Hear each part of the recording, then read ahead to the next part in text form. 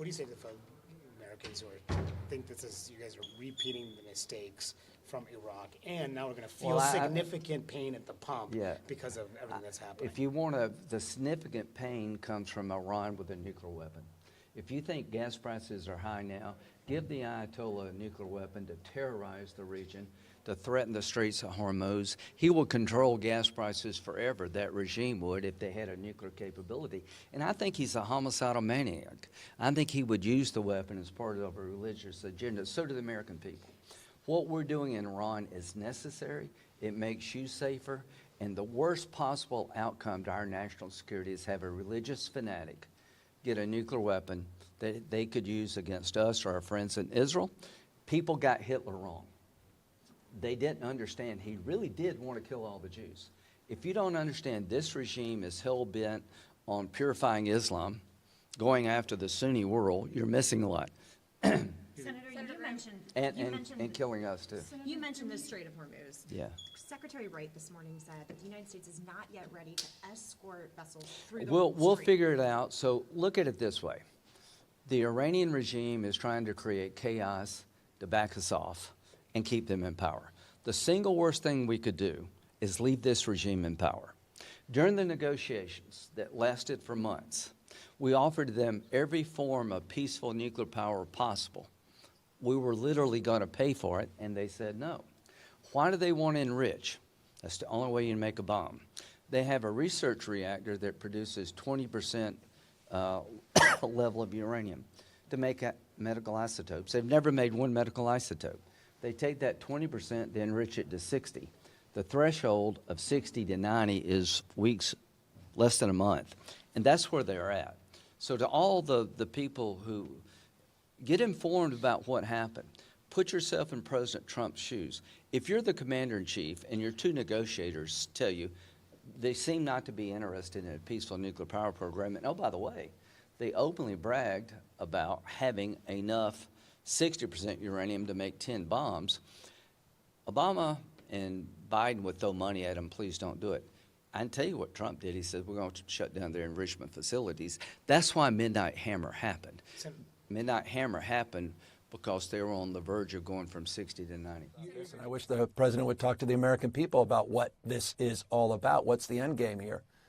We've seen gas prices spike because of his decision, cause and effect by 69 cents here in the state of California, 60 cents plus overall on average across the United States of America. We've seen markets roiling. We've seen no real end game in sight as it relates to the Strait of Hormuz. We saw today oil prices now going back in that $90 barrel range. If this continues, and you saw rating representatives, I hardly give them much credibility, but talking about $200 barrel for oil. You saw, and I give a little more credence to the Qatari energy minister, talking about $150 a barrel. That's not just a shock to the pocketbook, that becomes a shock to the system more broadly. And to your point, how that games out in now more scarcity mindset, not necessarily abundance mindset. And so we're processing all those things. And you know well, we've got an outstanding team at the CEC, and we're meeting consistently with representatives in the industry, some better known than others, to sort of game out break the glass scenarios. We hope those don't occur. But I imagine there's few governors in the country that are not doing the same under these remarkable circumstances where uncertainty is the most certain component and feature of the Trump's administration at the moment and his foray now into war in the Middle East. You've been a very outspoken proponent about lowering costs for Americans. Yes. This war is obviously raising costs. How concerned are you about that fact? Well, I think that nobody wants to see higher gas prices. I think Congress should do something about that. You know, I mean, for one thing, the gas tax is like 20 cents on a gallon. I mean, that's about 2/3 of the increase right now. We should suspend the gas tax. I mean, we should do something rather than just sitting back and saying, well, we hope for the best. Let's take some action.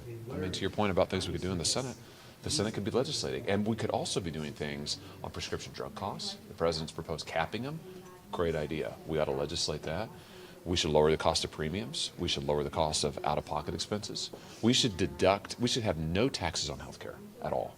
I mean, that would be something great we should do. So I think, should we be doing things? Yes, we should be, quickly. Sir, on Iran, first of all, the price tag. My wife just texted me from Costco and said gas is up 80 cents a gallon. Well, that was my question.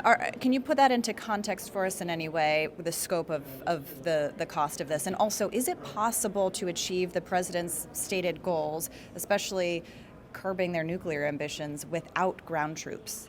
No, and one of the challenges here is the military seems to be operating on fairly clear and defined goals that are narrower, but the president and the secretary keep talking about much broader goals: regime change, ending any possibility of a nuclear program, that are not achievable without introducing ground troops. So I'm struggling when in a classified briefing I can't get straight answers from senior leadership in this administration how long this war will go, how much it will cost, and how it will end. Because, as is often said in these circumstances, the enemy gets a vote. And now that President Trump has made it clear he intends this to be a war of regime change, we cannot be surprised that the IRGC and the Ayatollah are using every tool they've got, including closing the Strait of Hormuz.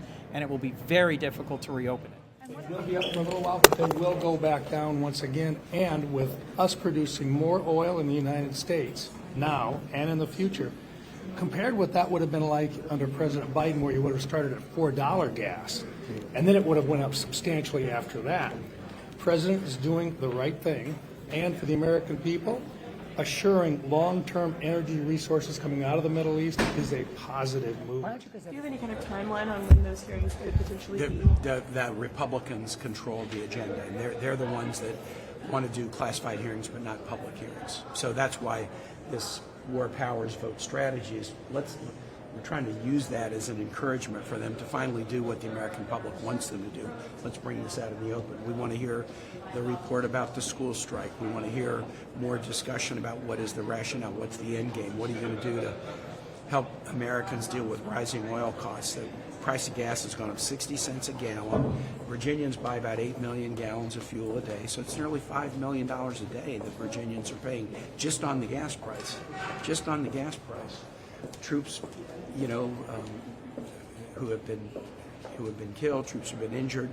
Hundreds, if not thousands, of Virginians connected to the Ford strike group or the Bush strike group, either deployed or about to deploy. It's time for people to be able to have their government officials appear at public hearings and answer questions. It was reported that Congress was told it was about $11.3 billion for the first 6 days of the war. Yeah, that makes what do you sense. make of that number? It's a lot of money.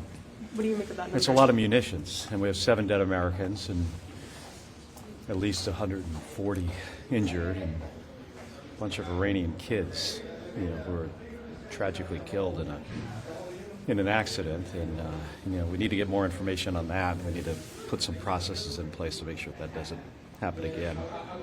Hey, this president went into this without any kind of a strategic goal, without a plan, without a timeline. And what that tells me is this is the kind of conflict that if it escalates, if you don't know why you're there, how do you get out of it? So that's my worry, is putting a lot more Americans in harm's way and having a lot more people killed without understanding, and without a president articulating to the American people what are they getting out of this. I mean, how is this better for people in my state, who can't afford rent, who are having a hard time affording food? Gas prices are going up, which means the price of a lot of things often go up. People have been kicked off of their health care. I mean, $1 to $2 billion a day could go a long way to helping people afford health care.